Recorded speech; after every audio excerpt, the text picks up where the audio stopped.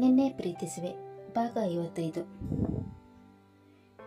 ದೇಶಪಾಂಡೆ ಮನೆಯವರೆಲ್ಲರೂ ಲಂಡನ್ಗೆ ಹೋಗಲು ರೆಡಿಯಾದರು. ದೇಶ ತೊರೆದು ಬೇರೆ ದೇಶಕ್ಕೆ ಹೋಗಲು ಅವರಲ್ಲಿ ಯಾರಿಗೂ ಇಷ್ಟವಿರಲಿಲ್ಲ. ಆದರೆ ಅವರಿದ್ದ ಪರಿಸ್ಥಿತಿಯಲ್ಲಿ ಅವರಿಗೆ ಅಲ್ಲಿರಕ್ಕಾಗದೆ ಲಂಡನ್ಗೆ ಹೋಗಲು ನಿರ್ಧರಿಸಿದ್ದರು. ಇನ್ನು ರಾಘವನ ನೆನಪಲ್ಲಿದ್ದ ಕಾವ್ಯಳಿಗೆ ಲಂಡನ್ಗೆ ಹೋಗಲು ಒಂಚೂರು ಇಷ್ಟವಿರಲಿಲ್ಲ. ಆದರೆ ಅವಳ ಹತ್ತಿರ ಬೇರೆ ಆಪ್ಷನ್ ಇರಲಿಲ್ಲ. ರಾಘವನ ಫೋಟೋವನ್ನು ನೋಡಿ, ರೀ, ನಾನೆಲ್ಲಿ ಇರ್ತೇನೋ ಅಲ್ಲಿಗೆ ನಿಮ್ಮನ್ನು ಕರ್ಕೊಂಡು ಹೋಗ್ತೇನೆ. ನೀವು ಈ ಭೂಮಿ ಮೇಲೆ ಇಲ್ಲದಿರ್ಬೋದು, ಆದರೆ ನನ್ನ ಹೃದಯದಲ್ಲಿ ಯಾವಾಗಲೂ ಇರ್ತೀರ. ಈ ನಿಮ್ಮ ಫೋಟೋ ನಾನು ಸಾಯೋ ತನಕ ನನ್ನ ಹತ್ತಿರನೇ ಇರುತ್ತೆ. ನಿಮ್ಮನ್ನು ಯಾವತ್ತೂ ನನ್ನಿಂದ ದೂರ ಆಗಲು ನಾನು ಬಿಡಲ್ಲ. ನಾನು ಸಾಯುವವರೆಗೂ ನಿಮ್ಮ ಜೊತೆ ಕಳೆದ ಕ್ಷಣಗಳು ನನ್ನ ಮನಸ್ಸು ಹಾಗೂ ಹೃದಯದಲ್ಲಿ ತುಂಬಿರುತ್ತೆ. ಈ ದೇಶ ಬಿಟ್ಟು ನನಗೆ ಹೋಗೋಕ್ಕೆ ಇಷ್ಟ ಇಲ್ಲದೆ ಇರ್ಬೋದು, ಆದರೆ ನನ್ನ ಕರ್ತವ್ಯ ನಾನು ಪಾಲಿಸಬೇಕಲ್ವಾ? ಮದುವೆ ಷರತ್ತಿನ ಮೇಲೆ ಆಗಿರ್ಬೋದು, ಆದರೆ ನನಗೆ ಅಂತ ಕೆಲವು ಜವಾಬ್ದಾರಿಗಳು ಇರುತ್ತೆ ಅಲ್ವಾ? ಆ ಜವಾಬ್ದಾರಿಗಳನ್ನು ನಾನು ಖಂಡಿತವಾಗಿ ನಿಭಾಯಿಸ್ತೀನಿ. ಈಗ ಹೊರಡೋ ಟೈಮ್ ಆಗಿದೆ, ನಾವು ಹೊರಡೋಣ ರೀ ಅಂತ ರಾಘವನು ಫೋಟೋದ ಜೊತೆ ಮಾತನಾಡಿ ಆದ ಮೇಲೆ ಆ ಫೋಟೋವನ್ನು ತನ್ನ ಸೂಟ್ಕೇಸಲ್ಲಿ ಇಟ್ಟು ಸೂಟ್ಕೇಸ್ ಸಮೇತ ಮನೆಯಿಂದ ಹೊರ ಬಂದಳು. ಎಲ್ಲರೂ ಅವಳಿಗೋಸ್ಕರ ಕಾಯುತ್ತಾ ನಿಂತಿದ್ದರು. ಅವಳು ಬಂದ ಮೇಲೆ ಎಲ್ಲರೂ ಕಾರಲ್ಲಿ ಕುಳಿತು ಏರ್ಪೋರ್ಟ್ ಕಡೆ ಹೊರಟರು. ಬಂಗಲೆಯಂತಿರುವ ತಮ್ಮ ಮನೆಯನ್ನು ಸಂಬಂಧಿಕರಿಗೆ ವಹಿಸಿ ಮನೆಯನ್ನು ಚೆನ್ನಾಗಿ ಮೇಂಟೈನ್ ಮಾಡಲು ತಿಳಿಸಿದ್ದರು. ಅಜಯ್ ಅವರೆಲ್ಲರನ್ನು ಬೀಳ್ಕೊಟ್ಟು ಕಾವ್ಯಳ ಜೊತೆ ತನ್ನ ಮನೆಗೆ ಬಂದನು. ಸಿಸ್ಟರ್ ಪೂರ್ಣಿ ಕೆಲಸಕ್ಕೆ ರಜೆ ಹಾಕಿ ರಾಘವನ ಮನೆಗೆ ಬರತೊಡಗಿದಳು. ರಾಘವನ ಮನೆಯ ಅಡ್ರೆಸ್ ಅನ್ನು ಸಿಕ್ಕವರಲ್ಲಿ ಕೇಳಿ ಕೊನೆಗೂ ರಾಘವನ ಮನೆ ತಲುಪಿದಳು. ಅವನ ಮನೆಗೆ ಬಂದವಳೆ ಕಾಲಿಂಗ್ ಬೆಲ್ ಪ್ರೆಸ್ ಮಾಡಿದಳು. ಆಗ ಮನೆಯ ಬಾಗಿಲು ತೆಗೆದ ಛಾಯಾ ಅವಳನ್ನು ನೋಡಿ, ಯಾರು ಬೇಕು? ನಾನು ಕಾವ್ಯ ಅವ್ರನ್ನ ನೋಡ್ಬೇಕು, ಅವ್ರನ್ನ ಕರೀರಿ. ಏನು ಹೇಳಬೇಕು ನನ್ನ ಹತ್ರ ಹೇಳಮ್ಮ. ಅವಳು ಇಲ್ಲ ಇಲ್ಲಿ. ಇಲ್ಲ, ನಾನು ಅವ್ರ ಹತ್ರನೇ ಮಾತಾಡಬೇಕು, ತುಂಬ ಇಂಪಾರ್ಟೆಂಟ್ ವಿಷಯ ಇದೆ, ಅವ್ರನ್ನ ಕರೀರಿ. ಅವಳ ಮಾತು ಕೇಳಿ ಕೋಪ ಮಾಡಿಕೊಂಡ ಛಾಯಾ, ಎಷ್ಟು ಸಲ ಹೇಳ್ಬೇಕಮ್ಮ ನಿನಗೆ ಅವಳು ಇಲ್ಲ ಅಂತ? ಅವಳೇನು VIP-ನ ಅವಳ ಜೊತೆ ಮಾತಾಡೋಕ್ಕೆ? ಅದನ್ನು ಹೇಳ್ಬೇಕಂತ ಅಂದ್ಕೊಂಡಿದ್ದೆ, ಬೇಗ ಹೇಳು, ಇಲ್ಲ ಅಂದ್ರೆ ಹೊರಡು ಇಲ್ಲಿಂದ. ಸಿಸ್ಟರ್ ಪೂರ್ಣಿಗೆ ಅವಳ ಮಾತು ಕೇಳಿ ಅಷ್ಟೇನೂ ಆಶ್ಚರ್ಯವಾಗಲಿಲ್ಲ. ಯಾಕಂದ್ರೆ ಅವಳು ಛಾಯಾಳನ್ನು ಡಾಕ್ಟರ್ ರೋಹನ್ ಜೊತೆ ಮೊದಲೇ ನೋಡಿದ್ದಳು. ಹಾಗಾಗಿ ಛಾಯಾ ಒಳ್ಳೆಯವಳು ಅಲ್ಲ ಅಂತ ಅವಳಿಗೆ ಮೊದಲೇ ಗೊತ್ತಿತ್ತು. ಹೊರಗಡೆಯಿಂದ ಜೋರಾದ ಮಾತುಗಳ ಧ್ವನಿ ಅಜಯನ ಕಿವಿಗೆ ಬಿದ್ದಾಗ ಅವನು ರೂಮಿನಿಂದ ಹೊರಗೆ ಬಂದು ಛಾಯಾ ಇದ್ದಲ್ಲಿ ಬಂದನು. ಏನೇ ಛಾಯಾ, ಯಾಕೆ ಎರದನೇಲಿ ಮಾತಾಡ್ತಾ ಇದ್ಯಾ? ಏನಿಲ್ಲ ರೀ, ಯಾರೋ ಬಂದಿದ್ದಾರೆ, ಅವ್ರಿಗೆ ಕಾವ್ಯಳ ನೋಡ್ಬೇಕಂತೆ. ಅವರು ಇಲ್ಲ ಅಂದ್ರೂ ಕೇಳ್ತಾ ಇಲ್ಲ, ಅದಕ್ಕೆ ಸ್ವಲ್ಪ ಜೋರು ಮಾಡಿದೆ ಅಷ್ಟೆ. ಎಲ್ಲಿ ಜಾಗ ಬಿಡು ಅಂತ ಹೇಳಿ ಅಜಯ್ ಹೊರಗೆ ಬಂದನು. ಯಾರಮ್ಮ ನೀವು, ಏನಾಗಬೇಕಿತ್ತು? ಸರ್, ನಾನು ಕಾವ್ಯ ಅವ್ರನ್ನ ಅರ್ಜೆಂಟಾಗಿ ಮೀಟ್ ಮಾಡಬೇಕು. ಅವ್ರು ಎಲ್ಲಿ ಸರ್? ದಯವಿಟ್ಟು ಹೇಳಿ ಸರ್, ಅವ್ರು ಎಲ್ಲಿ ಅಂತ. ಅದೇನು ಹೇಳ್ಬೇಕಂತ ಅಂದ್ಕೊಂಡಿದ್ರೆ ನನ್ನ ಹತ್ರ ಹೇಳಿ. ಇಲ್ಲ ಸರ್, ನಾನು ಅವ್ರ ಹತ್ರನೇ ಹೇಳಬೇಕು. ಅದೆಲ್ಲ ಆಗಲ್ಲಮ್ಮ, ಅವರಾಗಲೇ ಏರ್ಪೋರ್ಟಿಗೆ ಹೋಗಿದ್ದಾರೆ. ಏರ್ಪೋರ್ಟಿಗೆ ಯಾಕೆ ಹೋಗಿದ್ದಾರೆ ಸರ್? ಅವರು ಹಾಗೂ ಅವ್ರ ಗಂಡನ ಮನೆಯವರು ಲಂಡನ್ಗೆ ಹೋಗ್ತಾ ಇದ್ದಾರೆ. ಗಂಡ ಅಂತ ಹೇಳಿದಾಗ ಪೂರ್ಣಿಗೆ ಶಾಕ್ ಆಗಿ, ಗಂಡ ಅಂದ್ರೆ ಅವ್ರಿಗೆ ಇನ್ನೊಂದು ಮದುವೆ ಆಯ್ತಾ? ಅಲ್ಲಿ ನೋಡಿದ್ರೆ ಪಾಪ ಅಣ್ಣ ಇವ್ರ ನೆನಪಲ್ಲಿ ಕೊರಗ್ತಾ ಇದ್ದಾರೆ. ಇವ್ರು ನೋಡಿದ್ರೆ ಅಷ್ಟು ಬೇಗ ಇನ್ನೊಂದು ಮದುವೆ ಆಗಿದ್ದಾರೆ ಅಂತ ಮನಸ್ಸಿನಲ್ಲಿ ಅಂದುಕೊಳ್ಳತೊಡಗಿದಳು. ಸರ್, ಅವ್ರು ಮತ್ತೆ ಇಂಡಿಯಾಗೆ ವಾಪಸ್ ಬರ್ತಾರಾ? ಇಲ್ಲಮ್ಮ, ಅವ್ರು ಇನ್ಮುಂದೆ ಅಲ್ಲೇ ಸೆಟಲ್ ಆಗ್ತಾರೆ. ಸರಿ ಸರ್, ನಾನು ಹೋಗ್ಬೇಕು ಅಂತ ಅವಳು ಆತುರವಾಗಿ ಏರ್ಪೋರ್ಟ್ ಕಡೆ ಹೊರಟಳು. ಅಜಯ್ ಅವಳನ್ನು ಕರೆಯುತ್ತಾ, ನಿಂತ್ಕೊಳ್ಳಮ್ಮ, ಅದನ್ನು ಹೇಳ್ಬೇಕಂತ ಅಂದ್ಕೊಂಡಿದ್ದೆ, ಹೇಳ್ಬಿಟ್ಟು ಹೋಗಮ್ಮ. ಇಲ್ಲ ಸರ್, ಈ ವಿಷಯನ ನಾನು ಅವರ ಹತ್ರನೇ ಹೇಳಬೇಕು. ನಾನು ಏರ್ಪೋರ್ಟ್ಗೆ ಹೋಗಿ ಅವರನ್ನು ಮೀಟ್ ಆಗ್ತೀನಿ. ಅಂತ ಹೇಳಿ ಅಲ್ಲಿಂದ ಹೊರಟಳು. ಅವಳು ಆ ರೀತಿ ಹೇಳಿದ್ದನ್ನು ಕೇಳಿದ ಅಜಯ್, ಏನ್ ಜನಗಳು ಏನು ಅಂತ ಸೀಕ್ರೆಟ್ ಏನಿದೆ, ಅದು ಬೇರೆ ಅತ್ತಿಗೆ ಹತ್ರನೇ ಹೇಳ್ಬೇಕು ಅಂತ ಹೇಳ್ತಾ ಇದ್ದಾರೆ. ದುಡ್ಡಿರೋ ಜನಗಳು ಅಂದ್ರೆ ಕೇಳ್ಕೊಂಡು ಬರ್ತಾರ್ರಿ, ಇಂಥವ್ರನ್ನ ನಾನು ತುಂಬಾನೇ ನೋಡಿದ್ದೀನಿ. ದುಡ್ಡು ಬೇಕಾಗಿತ್ತು ಏನೋ, ಅದಕ್ಕೆ ಬಂದಿದ್ದಾಳೆ. ನೀವೇನು ಚಿಂತೆ ಮಾಡಬೇಡಿ, ಬನ್ನಿ ಒಳಗೆ ಅಂತ ಅಂದು ಬಾಗಿಲು ಹಾಕಿ ಅವನನ್ನು ಒಳಗೆ ಕರೆದುಕೊಂಡು ಹೋದಳು. ಆಟೋದಲ್ಲಿ ಕುಳಿತ ಪೂರ್ಣಿ, ಅಣ್ಣ ಸ್ವಲ್ಪ ಬೇಗ ಹೋಗಿ, ನಾನು ಅರ್ಜೆಂಟಾಗಿ ಒಬ್ಬರನ್ನು ಮೀಟ್ ಮಾಡಬೇಕು, ಇಲ್ಲಾಂದ್ರೆ ಎಲ್ಲ ಮುಗಿದು ಹೋಗುತ್ತೆ. ಆಯ್ತಮ್ಮ, ಇನ್ನು ಒಂದು 10 ನಿಮಿಷ, ಏರ್ಪೋರ್ಟ್ ಬಂದೇ ಬಿಡುತ್ತೆ ಅಂತ ಅಂದ. ಆಟೋದ ಡ್ರೈವರ್ ಸ್ಪೀಡಾಗಿ ಹೋಗತೊಡಗಿದರು. ಏನಾದರೂ ಆಗಲಿ, ನಾನು ಇವತ್ತು ಕಾವ್ಯ ಅವ್ರನ್ನ ಮೀಟ್ ಆಗಲೇಬೇಕು. ಅಣ್ಣನಿಗೋಸ್ಕರ ಅವರನ್ನು ನಾನು ವಾಪಸ್ ಕರೆದುಕೊಂಡು ಬರಲೇಬೇಕು ಅಂತ ದೃಢ ನಿರ್ಧಾರವನ್ನು ಮಾಡಿಕೊಂಡಳು.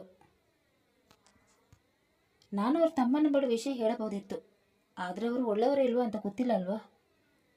ಅವರ ಹೆಂಡತಿಗೆ ಏನಾದರೂ ಅಣ್ಣ ಬದುಕಿರೋ ವಿಷಯ ಗೊತ್ತಾದರೆ ಅದು ಡಾಕ್ಟರ್ನ ಕಿವಿಗೆ ತಲುಪಿ ಅಣ್ಣನಿಗೆ ತೊಂದರೆ ಆಗ್ಬೋದು. ಅವ್ರಿಗೆ ನಾನು ಅಣ್ಣ ಬದುಕಿರೋ ವಿಷಯ ಹೇಳದೇ ಇದ್ದಿದ್ದೆ ಒಳ್ಳೆದಾಯ್ತು. ಮೊದಲು ಕಾವ್ಯಳನ್ನು ಭೇಟಿಯಾಗಿ ಅವರಿಗೆ ವಿಷಯ ತಿಳಿಸ್ಬೇಕು ಅಂತ ಮನಸ್ಸಿನಲ್ಲಿ ಅಂದುಕೊಳ್ಳುತ್ತಿರುವಾಗಲೇ ಏರ್ಪೋರ್ಟ್ ಹತ್ತಿರ ರಿಕ್ಷಾ ಬಂದು ನಿಂತಿತು. ರಿಕ್ಷಾದಿಂದ ಇಳಿದ ಪೂರ್ಣಿ ಅವರಿಗೆ ದುಡ್ಡು ಕೊಟ್ಟು ಬೇಗನೆ ಏರ್ಪೋರ್ಟ್ ಒಳಗೆ ಹೋದಳು. ಎಲ್ಲ ಕಡೆ ಕಾವ್ಯಳನ್ನು ಹುಡುಕಿದಳು, ಆದರೆ ಕಾವ್ಯ ಅವಳಿಗೆ ಕಾಣಸಿಗಲೇ ಇಲ್ಲ. ತಾನು ಸೋತು ಹೋಗಿಬಿಟ್ಟೆ ಅಂತ ಒಂದು ಕಡೆ ಬೇಜಾರಿನಿಂದ ನಿಂತುಕೊಂಡಳು. ಆಗ ಅವಳ ದೃಷ್ಟಿ ಕಾವ್ಯಳ ಕಡೆ ಹೋಯಿತು. ಕಾವ್ಯಳ ಪಾಸ್ಪೋರ್ಟ್ ವೀಸಾ ಎಲ್ಲ ಚೆಕ್ ಆಗಿ ಅವಳು ಒಳಗೆ ಹೋಗಿಯಾಗಿತ್ತು. ಪೂರ್ಣಿ ಕೂಡಲೇ ಅವಳ ಹತ್ತಿರ ಹೋಗಲು ಓಡಿ ಬಂದಳು. ಆಗ ಭದ್ರತಾ ಪಡೆಯವರು ಅವಳನ್ನು ತಡೆದು, ಎಲ್ಲಿಗಮ್ಮ ಹೋಗ್ತಾ ಇದೆಯಾ, ಎಲ್ಲಿ ನಿನ್ನ ಪಾಸ್ಪೋರ್ಟು? ಸರ್, ನನ್ನ ಹತ್ರ ಪಾಸ್ಪೋರ್ಟ್ ಇಲ್ಲ ಸರ್, ನನಗೆ ಎಲ್ಲಿಗೂ ಹೋಗೋಕ್ಕಿಲ್ಲ. ಅಲ್ಲೋಡಲ್ಲಿ ಹೋಗ್ತಾ ಇದ್ದಾರಲ್ವಾ, ನಾನು ಅವ್ರ ಹತ್ರ ಮಾತಾಡಬೇಕು. ತುಂಬ ಎಮರ್ಜೆನ್ಸಿ ಇದೆ ಸರ್, ಪ್ಲೀಸ್ ಬಿಟ್ಬಿಡಿ. ಹಾಗೆಲ್ಲ ಪಾಸ್ಪೋರ್ಟ್ ವೀಸಾ ಚೆಕ್ ಆಗಿದೆ ಯಾರನ್ನು ಒಳಗೆ ಬಿಡಲ್ಲಮ್ಮ. ವಾಪಸ್ ಹೋಗಮ್ಮ, ಇಲ್ಲಾಂದರೆ ಬಲವಂತವಾಗಿ ಹೊರಗೆ ಕಳಿಸ್ಬೇಕಾಗುತ್ತೆ. ಸರ್, ಒಬ್ಬರು ಸಾವು ಬದುಕಿನ ಮಧ್ಯೆ ಹೋರಾಡ್ತಾ ಇದ್ದಾರೆ, ಅಲ್ಲಿ ಹೋಗ್ತಾ ಇದ್ದಾರಲ್ವಾ, ಅವ್ರನ್ನ ನಾನು ಮೀಟ್ ಆಗಲೇಬೇಕು. ನಿನಗೆ ಒಂದ್ಸಲ ಹೇಳಿದ ಅರ್ಥ ಆಗಲ್ವಮ್ಮ, ಹೋಗಮ್ಮ ಹೊರಗೆ ಅಂತ ಕೋಪದಿಂದ ಹೇಳಿದ ಭದ್ರತಾ ಸಿಬ್ಬಂದಿಗಳು ಬಲವಂತವಾಗಿ ಅವಳನ್ನು ಹೊರಗೆ ಕಳುಹಿಸಿದರು. ಅವಳು ಎಷ್ಟೇ ಕೇಳಿಕೊಂಡರೂ ಕೂಡ ಅವರು ಅವಳಿಗೆ ಕಾವ್ಯಳನ್ನು ಭೇಟಿಯಾಗಲು ಅನುವು ಮಾಡಿಕೊಡಲಿಲ್ಲ. ಪೂರ್ಣಿ ನಿರಾಸೆಯಿಂದ ಏರ್ಪೋರ್ಟ್ ಹೊರಗೆ ನಿಂತುಕೊಂಡಿದ್ದಳು. ನನ್ನಿಂದ ಅಣ್ಣನಿಗೆ ನ್ಯಾಯ ದೊರಕಿಸಲಾಗಲಿಲ್ಲ, ಇಲ್ಲಿ ತನಕ ಬಂದು ನನಗೆ ಯಾಕೆ ನಿರಾಸೆ ಮಾಡಿದೆ ದೇವರೇ ಅಂತ ಅಳತೊಡಗಿದಳು. ಮನೆಗೆ ವಾಪಸ್ಸು ಹೋಗಲು ಅವಳಿಗೆ ಮನಸ್ಸಾಗಲಿಲ್ಲ. ಕೆಲಸಕ್ಕೆ ರಜಾ ಹಾಕಿದವಳು ಅದನ್ನು ಕ್ಯಾನ್ಸಲ್ ಮಾಡಿ ಮತ್ತೆ ಕೆಲಸಕ್ಕೆ ಹೋದಳು. ಕಾವ್ಯ ಮತ್ತು ಅವಳ ಗಂಡನ ಮನೆಯವರೆಲ್ಲರೂ ಫ್ಲೈಟಲ್ಲಿ ಲಂಡನ್ಗೆ ಪ್ರಯಾಣ ಬೆಳೆಸಿದರು. ರಾಘವ್ ಬದುಕಿರೋ ವಿಷಯ ಕೊನೆಗೂ ಕಾವ್ಯಳಿಗೆ ತಿಳಿಯದೆ ಹೋಯಿತು. ಆಸ್ಪತ್ರೆಗೆ ಬಂದ ಪೂರ್ಣಿ ರಾಘವ್ ಇದ್ದ ವಾರ್ಡಿಗೆ ಹೋದಳು. ರಾಘವನ ಹತ್ತಿರ ಹೋಗಿ, ನನ್ನನ್ನು ಕ್ಷಮಿಸ್ಬಿಡಣ್ಣ, ನಿನ್ನ ಪ್ರೀತಿಯನ್ನು ನಿನ್ನ ಹತ್ರ ಕರೆದುಕೊಂಡು ಬರ್ತೀನಂತ ಹೇಳಿದ್ದೆ, ಆದರೆ ಅದು ನನ್ನ ಕೈಯಿಂದ ಸಾಧ್ಯವಾಗಲಿಲ್ಲ. ಅಣ್ಣ, ನಿನ್ನ ಹೆಂಡತಿ ಇನ್ನೊಂದು ಮದುವೆ ಮಾಡ್ಕೊಂಡು ಲಂಡನ್ಗೆ ಹೋದರು. ನಾನು ಅವರನ್ನು ಮೀಟ್ ಮಾಡಬೇಕಂತ ತುಂಬಾ ಟ್ರೈ ಮಾಡಿದೆ, ಆದರೆ ನನ್ನಿಂದ ಅದು ಸಾಧ್ಯನೇ ಆಗಲಿಲ್ಲ. ನಾನು ಸೋತು ಹೋಗ್ಬಿಟ್ಟಣ್ಣ, ನಾನು ಕ್ಷಮಿಸ್ಬಿಡಿ ಅಂತ ಅಳತೊಡಗಿದಳು. ಅವಳ ಯಾವ ಮಾತುಗಳು ಕೂಡ ರಾಘವನ ತಲೆಗೆ ಹತ್ತಲೇ ಇಲ್ಲ. ಅವನು ಇವಳು ಅಳುವುದನ್ನೇ ಬಿಟ್ಟ ಕಣ್ಣುಗಳಿಂದ ನೋಡತೊಡಗಿದಳು. ಅವನ ಪರಿಸ್ಥಿತಿಯನ್ನು ನೋಡಿದ ಅವಳಿಗೆ ಇನ್ನಷ್ಟು ಅಳು ಬರತೊಡಗಿತು. ದೇಶಪಾಂಡೆ ಮನೆತನದವರು ಲಂಡನ್ಗೆ ಹೋಗಿ ಇಂದಿಗೆ 5 ವರ್ಷವಾಗಿತ್ತು. ಈ 5 ವರ್ಷದಲ್ಲಿ ಮುಕೇಶ ಹಾಗೂ ಸುಕೇಶ ತಮ್ಮದೇ ಆದ ಕಂಪನಿಯನ್ನು ಕಟ್ಟಿಕೊಂಡಿದ್ದರು. ಮುಕೇಶ್ ಹಾಗೂ ಸುಕೇಶ್ ಇಬ್ಬರು ಪಾರ್ಟ್ನರ್ಶಿಪ್ ಅಲ್ಲಿ ಬಿಸ್ನೆಸ್ ಅನ್ನು ಶುರು ಮಾಡಿದ್ದರು. ಇಬ್ಬರ ಪರಿಶ್ರಮದಿಂದ ಕಂಪನಿಯ ಟರ್ನ್ ಓವರ್ ತುಂಬಾನೇ ಉತ್ತಮವಾಗಿತ್ತು. ಅವರದೇ ಆದ ಸ್ವಂತ ಮನೆಯನ್ನು ಕೂಡ ಖರೀದಿಸಿದ್ದರು. ಮನೆಯಲ್ಲಿ ಎಲ್ಲರೂ ಅನ್ಯೋನ್ಯವಾಗಿ ಜೀವನ ಸಾಗಿಸುತ್ತಿದ್ದರು. ಆರ್ಯನ್ ಕೂಡ ಕಾವ್ಯಳನ್ನು ತುಂಬಾನೇ ಇಷ್ಟಪಡುತ್ತಿದ್ದನು. ಮೊದಲು ಕಾವ್ಯಳನ್ನು ಮಾತನಾಡಿಸದಿದ್ದ ಅವನು ಅವಳ ಆರೈಕೆ ಮತ್ತು ಅಕ್ಕರಿಗೆ ಮನಸೊತ್ತು ಅವಳಿಗೆ ತಾಯಿಯ ದರ್ಜೆ ನೀಡಿದನು. ಅವಳನ್ನು ಪ್ರೀತಿಯಿಂದ ಮಾಮ್ ಅಂತ ಕರೆಯುತ್ತಿದ್ದನು. ಕಾವ್ಯ ಇಕ್ಷಾಳಿಗೆ ಎಷ್ಟು ಪ್ರೀತಿ ಕೊಡುತ್ತಿದ್ದಳೋ ಅಷ್ಟೇ ಪ್ರೀತಿಯನ್ನು ಆರ್ಯನಿಗೆ ಕೂಡ ಕೊಡುತ್ತಿದ್ದಳು. ಇಕ್ಷಾ ಕೂಡ ಸಮಯ ಹೋದಂತೆ ತನ್ನ ಪಪ್ಪನನ್ನು ಮರೆತು ಸುಕೇಶ್ನನ್ನೇ ಡ್ಯಾಡ್ ಅಂತ ಕರೆಯುತ್ತಿದ್ದಳು. ಅವಳಿಗೆ ತನ್ನ ಪಪ್ಪನ ನೆನಪೆಲ್ಲ ಮರೆತು ಹೋಗಿತ್ತು. ಹೀಗೆ ಎಲ್ಲರೂ ಅನ್ಯೋನ್ಯವಾಗಿ ಜೀವನ ಸಾಗಿಸುತ್ತಿದ್ದರು. ಹೀಗಿರುವಾಗ ಅವರಿಗೆ ಸಮಯ ಕಳೆದಿದ್ದೇ ಗೊತ್ತಾಗಲಿಲ್ಲ. ನೋಡುತ್ತಿದ್ದಂತೆ ಅವರು ಲಂಡನ್ಗೆ ಬಂದು ಇಂದಿಗೆ 13 ವರ್ಷವಾಗಿತ್ತು. ಅದೊಂದು ಪ್ರತಿಷ್ಠಿತ ಲಂಡನ್ನಿನ ಕಾಲೇಜು.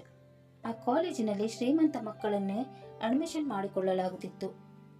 ಇದೇ ಕಾಲೇಜಿನಲ್ಲಿ ಭಾರತದ ಶ್ರೀಮಂತ ವ್ಯಕ್ತಿಯ ಮಕ್ಕಳಿಬ್ಬರು ಓದುತ್ತಿದ್ದರು. ಆ ವ್ಯಕ್ತಿ ಭಾರತದಲ್ಲಿದ್ದೇ ಇವರೊಬ್ಬರನ್ನು ಲಂಡನ್ನಿನಲ್ಲಿ ಓದಿಸುತ್ತಿದ್ದರು.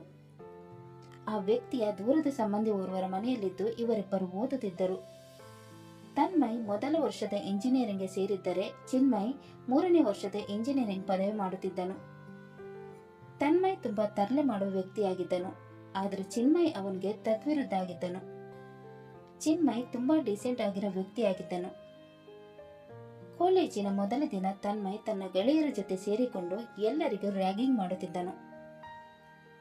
ಅಷ್ಟರಲ್ಲಿ ಒಂದು ಸುಂದರವಾಗಿರೋ ಹುಡುಗಿ ಕಾಲೇಜಿಗೆ ಬರತೊಡಗಿದಳು.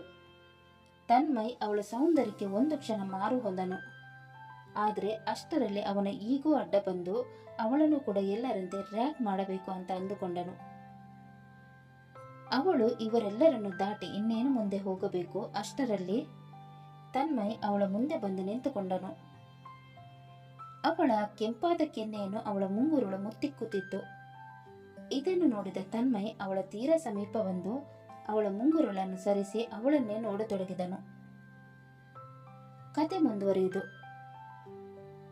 ಚಿನ್ಮಯ್ ಮತ್ತು ತನ್ಮಯ್ ಯಾರು ಹಾಗೂ ತನ್ಮಯ್ ರ್ಯಾಗಿಂಗ್ ಮಾಡಲು ಹೊರಟಿರುವ ಆ ಹುಡುಗಿ ಯಾರು ಅನ್ನೋದನ್ನು ತಿಳಿಯಲು ಮುಂದಿನ ಸಂಚಿಕೆಗಾಗಿ ಕಾಯೋಣ. ಅಲ್ಲಿ ತನಕ ಈ ಕತೆ ನಿಮಗೆ ಇಷ್ಟವಾದಲ್ಲಿ ಲೈಕ್ ಮಾಡಿ, ಶೇರ್ ಮಾಡಿ ಮತ್ತು ಸಬ್ಸ್ಕ್ರೈಬ್ ಮಾಡೋದನ್ನು ಮಾತ್ರ ಮರಿಬೇಡಿ. ಹಾಗೆ ಕತೆ ಹೇಗಿದೆ ಅಂತ ಕಮೆಂಟ್ ಬಾಕ್ಸಲ್ಲಿ ತಿಳಿಸಿ. ಧನ್ಯವಾದಗಳು.